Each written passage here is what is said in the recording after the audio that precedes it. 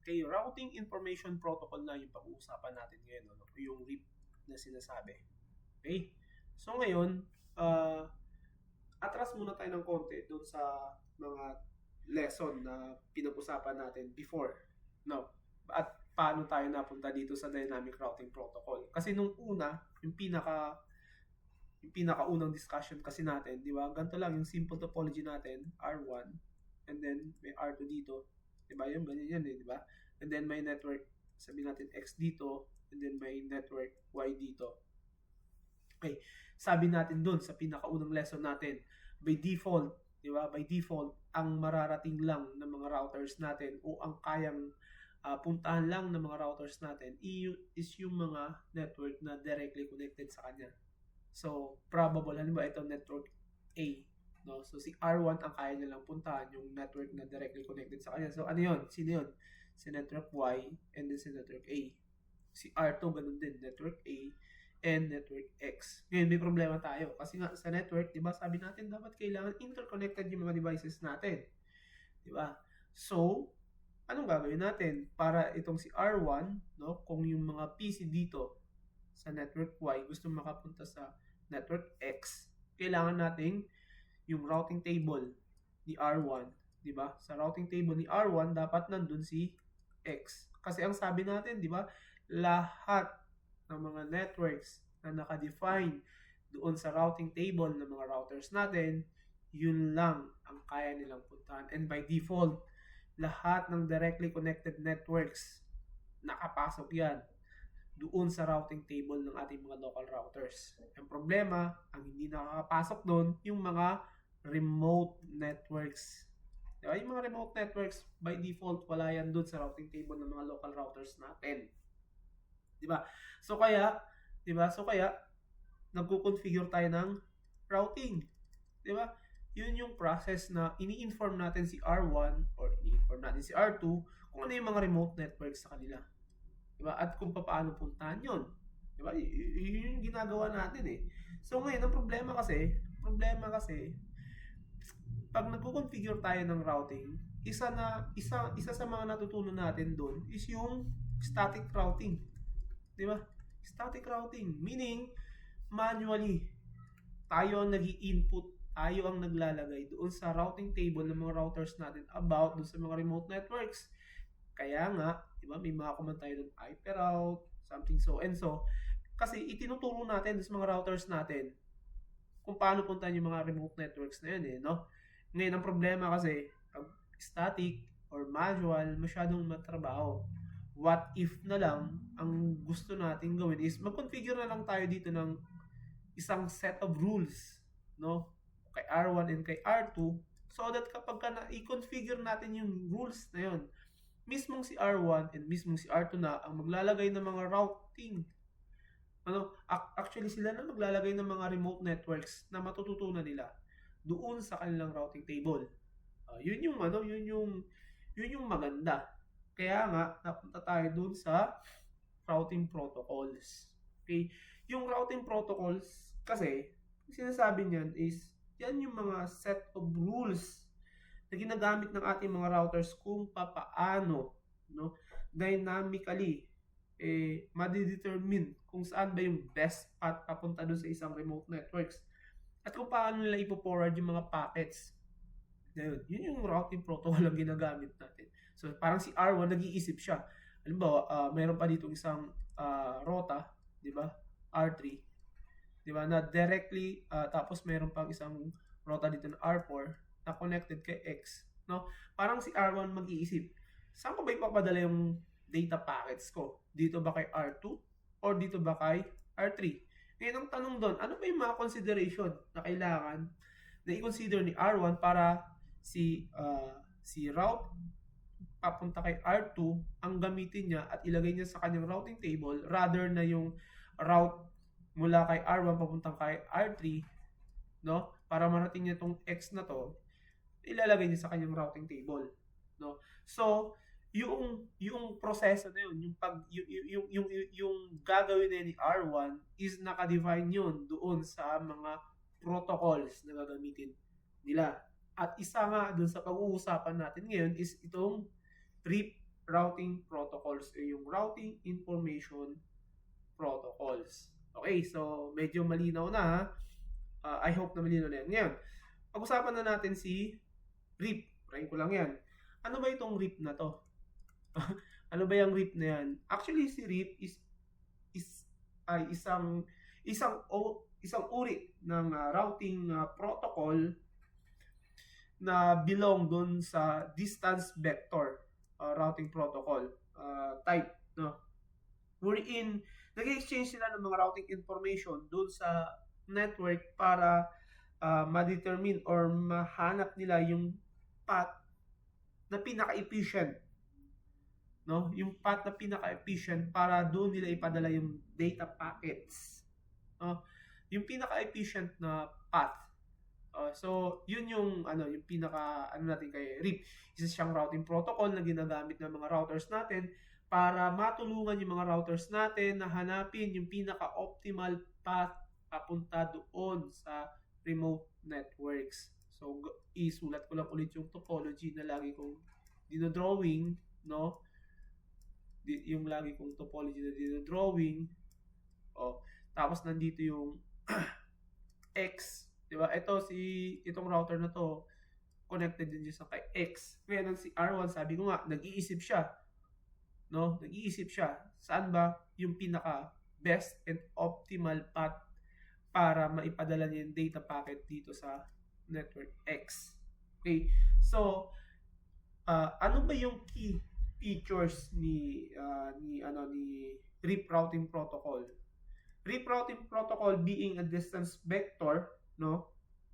Ibig sabihin yan, yung mga routers natin nag-exchange ng kanilang routing tables, no, doon sa kanilang neighbor, no, para makatulong sila para ma-compute or ma-calculate nila saan ba yung efficient way na magpadala ng packets. Ganito yan, ganito ibig sabihin niyan. Yung sinasabi ko sa inyo, no? Sabi ko, si RIP na isang distance vector routing protocols, no? Isa siyang distance vector routing protocols, no? So, ibig sabihin niya, ini-exchange siya yung kanyang entire routing table doon sa kanyang neighbor para yung kanyang neighbor is makapag-decide kung ano ba yung route ang pwede niyang ilagay sa kanyang routing table. Ganito yan. So, nandito si X, network X. Etong si R, sabihin natin ito ay si R2. May bagong router. Ito si R3, R1, to R4. So, si R2, di ba, sa kanyang routing table, nakalagay doon yung network X. Nasa network X yun, nakalagay sa kanyang routing table si network X kasi directly connected yun eh. Di ba?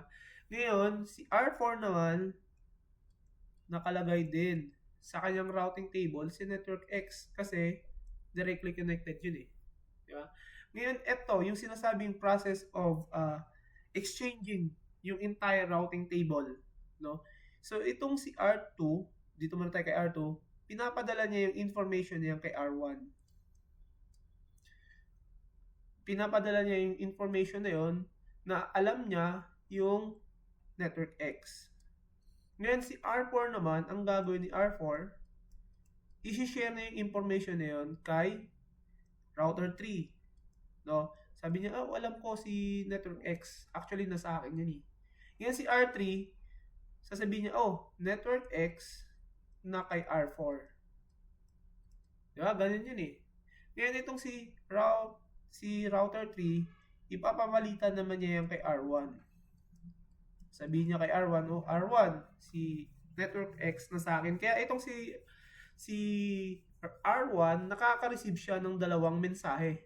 No? Dalawang routing information. X matatagpuan sa R2, di ba? X na matatagpuan sa R3. Ngayon ang tanong, dahil nakaharap dyan si R1 dyan sa dalawang scenario yan, ang tanong, sino ang pipiliin niya dito? Dyan sa dalawang yan. Sino dyan sa dalawang router na yan ang nagsasabi about networks X, ang pipiliin niya at ilalagay niya sa kanyang routing table, R1 routing table. No? Sino ang ilalagay niya dyan? Ngayon, para makapag-decide siya, kailangan meron siyang tinatawag na metric. No? Yung metric, yun yung kanyang basihan para sabihin niya, ito yung ito yung routes na ilalagay ko sa routing table. Okay? At yung metric na ginagamit ni R1, ang tawag doon is hop count. Actually, ang metric na ginagamit ng mga routers kapag RIP yung configuration o yung RIP, yung routing protocols na tumatakbo in between mga routers, hop count ang ginagamit nilang metric. At yung hop count na yan, ibig sabihin lang yan is ilang routers ang kailangan mong tagusin para marating mo yung destination network na yan. So, dito, no, pagka doon sa sinabi ko na ilang routers yung hop count, ilang routers ba ang kailangan mong tagusin para makarating doon sa destination network, ibig lang sabihin ng hop count is ganito. Diba? Yan. X. Sa perspective ni R1, ilang routers ba kung mayroon siyang ipapadalang data packet, no? Data packet kay X, no? Ilang routers ba ang tatalunan niya? So, isa, dalawa. So, ibig sabihin, yung hop count is how many routers yung tatagusan. So, isa, dalawa. Ganun yung ibig sabihin ng hop count. And by default, yung mga routers natin na gumagamit ng RIP routing protocol na ang ginagamit na metric ay hop count, yung mga routes na may pinakamababang hop count, pinakamababang hop count, yun ang ini-install nila sa kanilang routing table. Okay, yun ang ini-install nila sa kanilang routing table. So, balik tayo dito sa topology.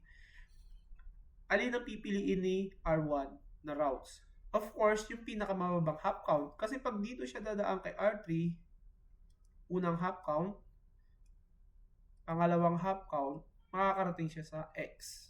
Tama?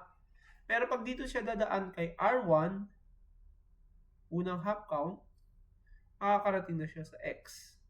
Kaya yung route na pipiliin ni R1 at ilalagay niya sa kanyang routing table is para makapunta ako sa network X, diba? Papadala ko siya kay R2. Ganun lang ang ibig sabihin niyan. Ano mangyayari dito sa route na to? Wala. Hindi niya gagamitin yan. Actually, wala siyang gagawin dyan. Ang i-install niya is itong route na to na sinasabi ni R1. Kasi, sabi natin, by default, ang ginagamit o ang route na pinipili ng mga routers natin na nagrarun ng RIP ay yung pinakamababang hop count. Okay. Yun nga lang, merong catch dyan. No, pag RIP routing protocol tayo, ang max hop count or yung maximum hop count is 15. Ibig sabihin, 15 times kang tatalon sa mga routers. So, 1, 2, 3, 4, 5, 6, 7, 8, 9, 10, 11, 12, 13, 14, 15. Ibig sabihin, 15 na routers ang maximum hop count na pwede mong padaanan doon sa data packet mo. Kapag ka lumagpas na sa 15, ibig sabihin 16 na yung hop count mo, hindi na siya ini-install ni RIP routing ni RIP, no, ng mga routers natin sa kanilang routing table kasi ito considered as unreachable. Pagka ang hop count na nare-receive ng mga routers natin is more than 15, so 16 pataas, hindi na niya kinukuha yung route na yon. So, laging max niyan is 15 yung hop count. Ibig sabihin, 15 times na patatalonin niya yung data sa mga routers natin. So, yun yung pinaka allowable na inilalagay nila sa kanilang routing table. So, mas mataas sa 15, hindi na nakakapasok yan sa routing table ng mga routers natin. So, ganun na. Ano pa yung key features ni RIP? Burahin ko lang lagay ko dito. Ano pa yung mga key features ni RIP? So, si RIP, di ba, distance vector, tapos gumagamit siya ng hop count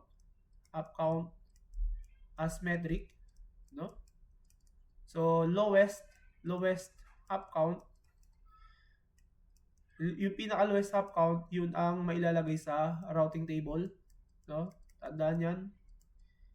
Yan ang mailalagay sa routing table.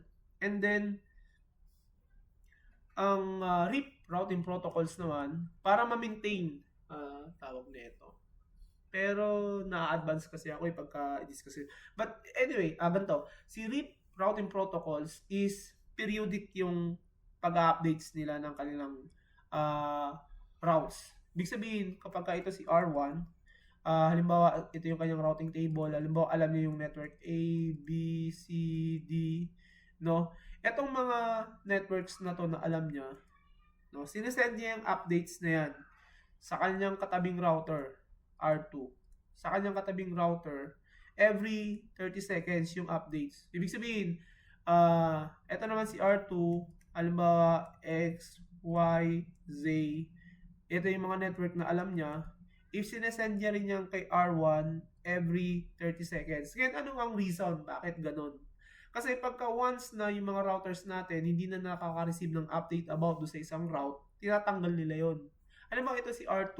Diba? Siyempre, halimbawa, si R2, itong mga network na to ABCD, in-install niya sa kanyang routing table. Diba? ABCD.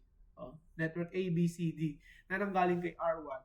So, every 30 seconds, required si R1 na iba to or i-reinform si R2 na, ops, yung mga network A, B, C, D, alam ko yung puntahan. Kaya, dito mo ipadala sa akin yung mga packet na gusto mong, kung may mga packet ka na papunta dito sa mga network na to, dito mo ipadala sa akin. So, every 30 seconds, ibinabato yan ni R1. So, that itong si R2, is lagi niyang alam na, yung network A, B, C, D, na kay R1 yan, alam ni R1 yan. So, doon ko ipapadala yung mga packets na distant dito. Ngayon, pagka itong si R1, hindi niya na ibinibigay yung routing updates na. Ibig sabihin, nung nagbigay siya ng updates kay R2, wala na si A, wala na rin si B, no? Etong si R2, ang gagawin niya, dati alam ni R1 si A tsaka si B, pero ngayon hindi na. C and D na lang. Okay, tatanggalin ko na sa routing table ko yung A tsaka B. Kasi most probable, may nangyari doon sa networks na yan, kaya hindi na binibigay ni R1 sa akin yung updates. Ganon magkaroon ng dynamic routing protocol, di ba? Ganon magkaroon, ganon yung ideal, di ba? Ng paglalagay, pag-i-install ng routes sa routing table at pagtatanggal ng routes sa routing table. Automatic, di ba? Hindi na tulad ng dati na, nag-down yung network, tanggalin mo yung IP route diyan. O nag-up yung network, mag-IP route ka diyan. So dito, sa RIP, ganun na ang labanan. Kapag hindi na nagbibigay ng update si R1 kay R2 about do sa mga network na naibigay niya nung una, tinatanggal na automatic ni R2 yun. Diba? At kapag bumalik na naman yun, inilalagay ni R2 yun. Same as kay R1. Pero i-discuss ko yan sa inyo yung pagtatanggal ng routes at pag-update ng routes sa kanilang mga routing table. Di-discuss ko yan sa mga susunod na lecture. Pero ito muna ngayon ang intindihin natin. So, routing updates, pag RIP routing protocol ang ginagamit, nagbibigay sila ng routing updates every 30 seconds doon sa mga neighbor routers nila. At yung process ng pagbibigay ng updates doon sa mga neighboring routers, no? Doon sa mga neighboring routers na gumagamit ng RIP routing protocol is nakadepende doon sa types or types ng RIP routing protocol natin. Kasi may dalawang types yan yung RIP version 1 at yung RIP version 2. Yung RIP version 1, kapag ka nagsisend ng routing updates doon sa mga routers, o kapag ka sila mga routers na na-configure ng RIP version 1, okay, tawag na ito, isinesend nila yung kanilang routing updates as broadcast. Meaning to say, ibig sabihin nun, lahat ng routers, kahit na hindi nagra-run ng RIP, nakaka-receive ng RIP version or ng routing information or routing updates galing sa isang RIP router. Halimbawa, ito, router 1, router 2, tapos router 3, diba? Tapos ito R4, R5, Okay? Kapag RIP version 1 ang ginagamit, kung ang nagra-run lang ng RIP ito, no, dito sa link na to, RIP yan, dito RIP yan. No, kapag RIP version 1, kahit ito, hindi nagra-run ng RIP, kahit ito na hindi nagra-run ng RIP si R4, nakakatanggap siya ng routing information na RIP, no, RIP dito. Ibig sabihin yung routing table ni R1, isinesend niya dito kay R4, sinesend dito kay R5. No? Instead na dapat dito lang kay R2 and R3 lang dapat. Kasi sila lang naman yung nagra-run ng RIP eh. Pero kapag RIP version 1 ang ginagamit natin, ganun ang ano niya, ganun ang takbo. Pero kapag RIP version 2, yung mga routing updates na yan, no, isinesend lang yan doon sa mga RIP configure router, yung mga router na naka-configure ng RIP, at doon sa IP address na 224.0.0.9. Ito ay isang multicast address kung saan lahat ng RIP router na naka-configure as RIP version 2, nakikinig sila dito sa IP address na to. So, ibig sabihin yan, multicast address. Alam niyo ba yung type of communication natin? Di ba? May unicast. Di ba? Alam niyo ba yung unicast? Yung 1-to-1. Multicast, 1-to group of few. Tapos broadcast. Alam niyo yung broadcast, di ba? 1-to-many. Ibig sabihin, lahatan. So, kapag RIP version 1, binobroadcast niya lahat yan. Kaya nga, kahit nga yung mga routers na hindi na-run ng RIP, nakakatanggap ng RIP routing protocol. I mean, RIP routing updates. No? Pero kapag RIP version 2 ginagamit natin, multicast yan. Ibig sabihin, pinapadala lang nila yung updates dun sa 224.0.0.9. Lahat ng routers na na-configure ng version 2, nakikinig dyan sa, sa multicast address na yan. Kaya sila lang ang nakaka-receive. Anyway, i-discuss ko yan in details sa mga susunod na topic natin.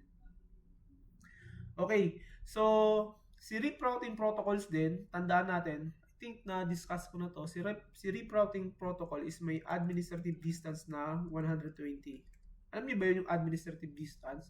Sabi natin yung administrative distance yan yung route or path reliability or believability. I mean, sino ba yung kapanipaniwala? Yan.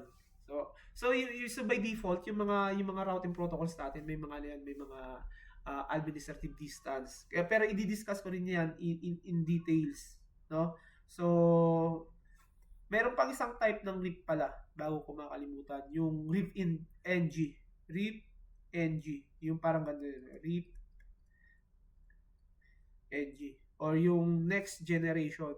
Etong RIP NG na to, ginagamit to sa IPv6 routing, no? IPv6 addressing. Kasi yung ginagamit natin ngayon, kung alam niyo lang yun, di ba? IP version 4 tayo, ha? IPv4 version 4 tayo, yung mga 192.168, yung ganun, di ba? So sana alam niyo yan. Pero merong ulit na isang klaseng addressing which is yung IP version 6. Okay? So with that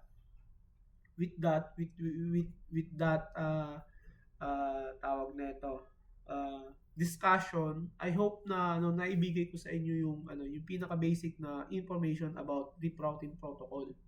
Okay? Huwag kayong mag-alala kasi sa next topic natin is doon na natin i-discuss naman ngayon yung doon naman natin i-discuss yung paano yung configuration, no? Teka lang, break ko lang to. Ito binay. So, yung next topic natin is yung config. So, paano natin kino-configure yung RIP? Paano yung configuration ng RIP? And then, paano, na-discuss ko kanina, yung exchange ng route. So, paano nagkakaroon ng routing information yung mga routing table ng mga routers natin? At bakit yung kanilang pinipili? Diba? Ano ba yung mga reasons behind? And sabi natin, lowest metric. Metric yung hop count. Lowest metric or hop count. Yun yung pumapasok sa routing table ng mga router natin. So, yung pagka pumasok na sa routing table, yun na yung ginagamit nilang basihan para i-forward yung packet natin across the network. Okay? So, masaya to. So, sa susunod is that magko-configure tayo ng RIP. And then, i-discuss ko rin sa inyo yung mga, kasi yung distance vector routing protocol, prone yan sa yung routing loop. So, i-discuss ko rin sa inyo yan. Ano ba yung routing loop na yan? May kinalaman yan sa mga timers. Maganda yan. Magandang topic yung mga susunod na natin. No, after RIP, EIGRP, and OSPF. Mas exciting yun. Okay, so hanggang dito na lang muna yung tutorial natin. I hope na may naintindihan kayo, no? May naintindihan kayo, and then tulad ng lagi kong pinapalala kapag may naintindihan, pinatutunan, wag niyo kakalimutan mag-like, mag-subscribe at i-share yung video na to. Okay? So hanggang sa susunod. Thanks.